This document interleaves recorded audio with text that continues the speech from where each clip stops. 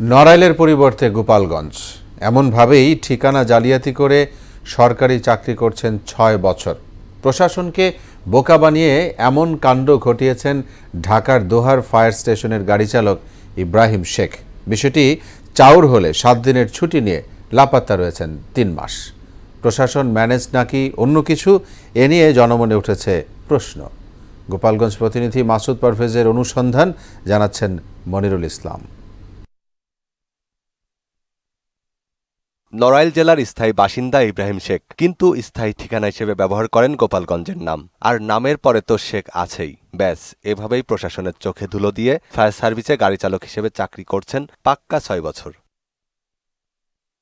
গোপালগঞ্জের কাশিয়ানী উপজেলার সদর ইউনিয়নের ৩ নম্বর ওয়ার্ডের ঠিকানা ব্যবহার করে ২০১৮ সালে তিনি ফায়ার সার্ভিসের গাড়ি চালক হিসেবে চাকরিতে যোগ দেন। কর্মস্থল ঢাকার দোহার ফায়ার স্টেশন।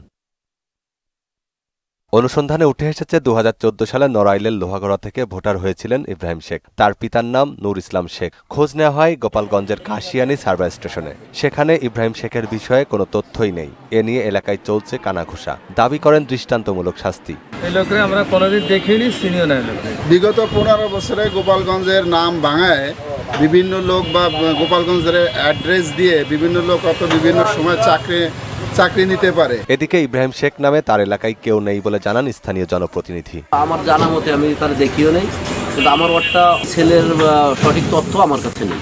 ইব্রাহিমের কর্মস্থলের স্টেশন অফিসার তামিম হাওলাদার বলেন, গত জুনে ১ সপ্তাহের ছুটিতে গিয়ে আর কর্মস্থলে ফেরেননি ইব্রাহিম। ১ সপ্তাহ সিএল ছুটিতে বাড়িতে গিয়েছিল। পরবর্তীতে অনুপস্থিত থাকার কারণে আমরা জাস্ট রিপোর্ট আকারে ঢাকা পাঠিয়ে দিয়েছি যে তিনি স্টেশনে উপস্থিত হন নাই। এ বিষয়ে জানতে ইব্রাহিম শেখের সঙ্গে মুঠোফোনে যোগাযোগ করেও মেলেনি সাড়া। তবে তার বাবা নূর ইসলামের কাছেও এ নিয়ে মেলেনি কোনো সদুত্তর। যেখানে আপনার বাড়ি লোহাগাড়া নড়াইলে, এই ঠিকানা তো আপনার ছেলের যেখানে চাকরি করে ওইখানে তো এই ঠিকানা দেওয়া নেই। আপনি জানতে চাচ্ছেন। এদিকে বিগত সরকারের আমলে গোপালগঞ্জের জেলা কোঠা ব্যবহার ও ঠিকানা জালিয়াতি, সুদবিহীন ব্যাংকিংয়ে আত্মশুদ্ধির পথ এনআরবিসি ব্যাংকের ইসলামিক ব্যাংকিং আল আমিন জড়িতদের খুঁজে বের করে ব্যবস্থা নেওয়ার দাবি জানায় দুর্নীতি প্রতিরোধ কমিটি।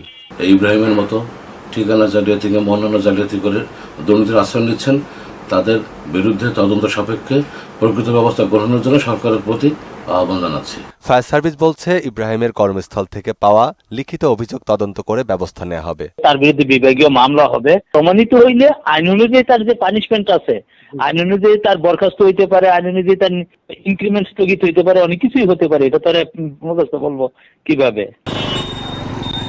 মনিরুল ইসলাম, মোহনা সংবাদ।